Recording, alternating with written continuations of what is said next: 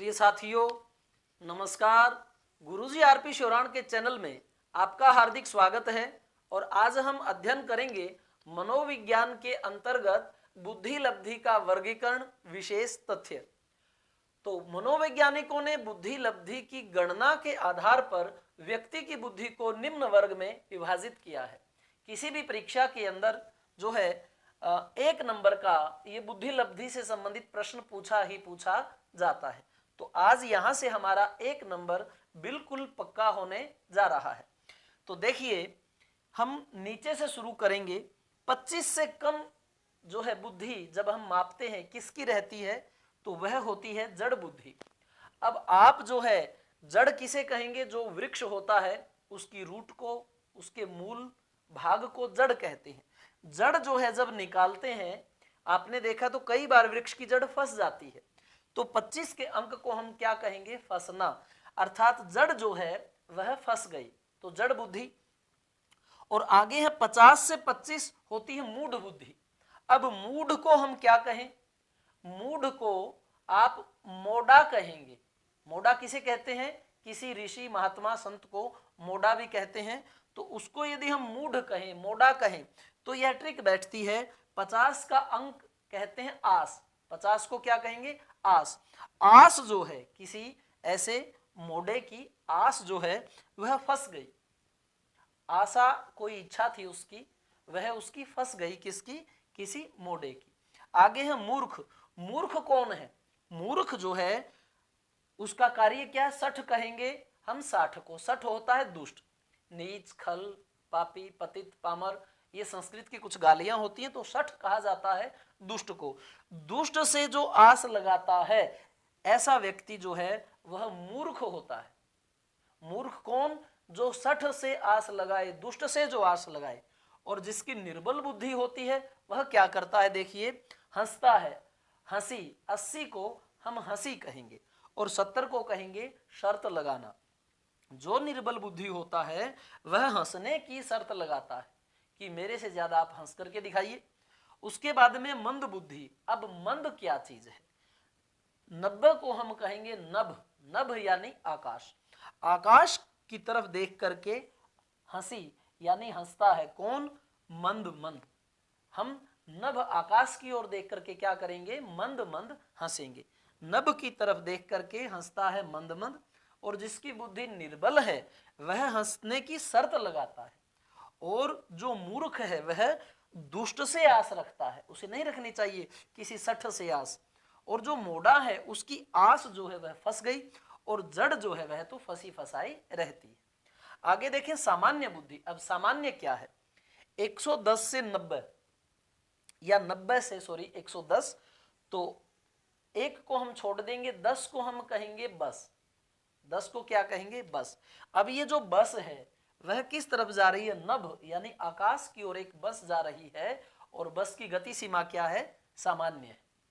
अर्थात सामान्य चाल पर, सामान्य गति पर एक बस नभ की तरफ जा रही है। 90 से 110 सामान्य बुद्धि। और उत्कृष्ट बुद्धि किसे कहते हैं? जो 110 से 120 हो। अब देखिए, जो 20 का अंक है उसको हम अगर इस तरह लिखते हैं 20, तो 20 में अगर वापिस आप पढ़े तो एक अंक आता है सभी, यानी कि सभी। सभी जो हैं वो बस में उत्कृष्ट उठ खड़े हुए, या जो उत्कृष्ट लोग हैं वो सभी बस में बैठे हैं। या तो आप ये कहें कि जो उत्कृष्ट हैं वो कहाँ बैठे हैं? बस में बैठे हैं। या उत्कृष्ट को आप मानते हैं कि उठ गया, तो उठ कौन गए? ये सभी जो लोग बस में बैठे थे वो उठ गए। उत्कृष्ट में एक ऊठ आपको समझ में आएगा। तो ऊठ से आप क्या मानेंगे? कि भाई बस में बैठे हुए थे जो सभी उठ गए, ये सभी और ये बस। प्रखर बुद्धि, ये कहां से है? 120 से 140 तक है। 40 को हम कहेंगे चाल, और ये थे सभी। सभी चलते हैं कैसे? प्रखर। या सभी जो है चलते हैं कैसे? खर खर। खर होता है एक स्पीड में आ जाता है कि आप सभी कैसे चलते हैं? खर खर चलते हैं। ठीक है। 140 से 200 जो बुद्धि होती है उसे कहा जाता है प्रतिभाशाली। चल और दो अर्थात चलने दो। किसे चलने दो? शाली। जो शाली है उसे आप चलने दो। शाली से आपको याद आ जाएगा प्रतिभाशाली। तो शाली को क्या कहा, चलने दो, यानी चल 40 और 2 से 200, 140 से 200 जो है वह क्या है, प्रतिभाशाली। तो एक बार दोबारा से देखिए आप इसको, जड़ जो है, जड़ क्या है, फंस गई, 25 से कम होता है। मूढ़ यानी कि मोड़ा, उसकी आस फंस गई।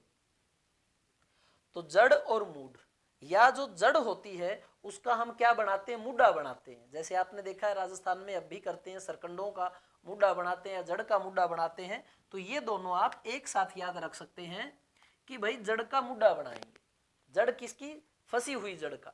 और 50 से 25 ये दोनों जो हैं आप याद कर सकते हैं, 25-50 जड़ फंस गई 25, और 25 से 50 मूढ़।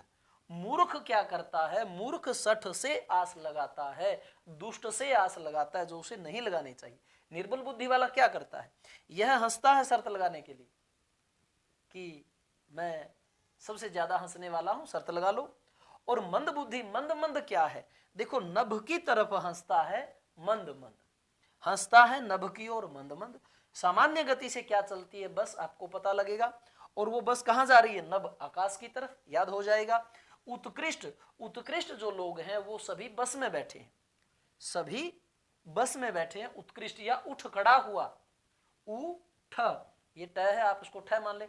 उठ गए, सभी उठ गए बस में से, तो सभी 20 याद आएगा और आपको 10 याद आएगा। प्रखर, खर खर क्या है, अब खर खर देखो, कोई चलता है खर खर, और चलने में कौन चलते हैं, सभी चलते हैं खर खर। 120 से 140 जो है वह प्रखर बुद्धि होती है, 140 से 200 जो है वह प्रतिभाशाली। ये आपको शाली याद रखना है, जीजा शाली वाला। तो चल दो, चलने दो, किसे चलने दो, शाली को चलने दो, क्योंकि उसमें क्या है, प्रतिभा है। जिस शाली में प्रतिभा है उसे आप चलने दो, उसे आप आगे की ओर बढ़ने दो। तो यह जो है वो सामान्य नियम है।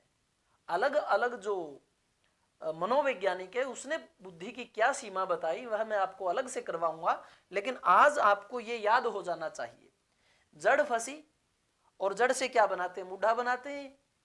तो ये 25 और 50 में आ जाता है। मूर्ख क्या करता है, दुष्ट से आस लगाता है, सठ, सठ दुष्ट। और निर्बल क्या है, वह हंसता है शर्त लगा करके, ठीक है। और मंद मंद क्या है, नभ की तरफ हंसता है, सामान्य गति से ये बस जाती है नभ की तरफ।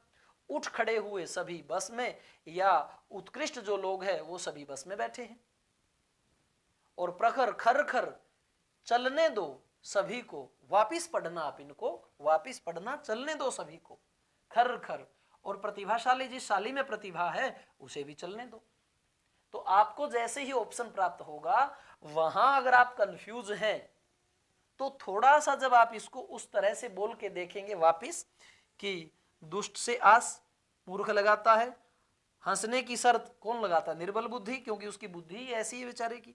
नभ की तरफ हंसता है मंद मंद, और बस में बैठे, बस जो है नभ की तरफ जा रही है, सभी बस में बैठे हैं, ये उत्कृष्ट है। या उठ खड़े हुए सभी बस में, चल सभी, सभी चलते हैं सभी खर खर, और चलने दो शाली को। तो इस प्रकार से साथियों आप याद कर सकते हैं, आप अपनी भी ट्रिक बना सकते हैं, लेकिन इस तरह से किया जाना हुआ कहीं ना कहीं आपको स्मरण में वह प्रश्न अवश्य ला देगा। तो गुरुजी आरपी शोराण को समय देने के लिए आपका आभार व्यक्त करता हूं। आप कृपया मेरे चैनल को सब्सक्राइब भी करें, लाइक भी करें, शेयर भी करें, और आप कमेंट अवश्य करें, क्योंकि जो आपका कमेंट है, आपकी प्रतिक्रिया है, वह हमें प्रोत्साहित करती है कि इस प्रकार के वीडियो जो है हम आपके समक्ष प्रस्तुत कर पाए। तो इसी के साथ जय मां सरस्वती, जय भारत, जय जवान और जय किसान।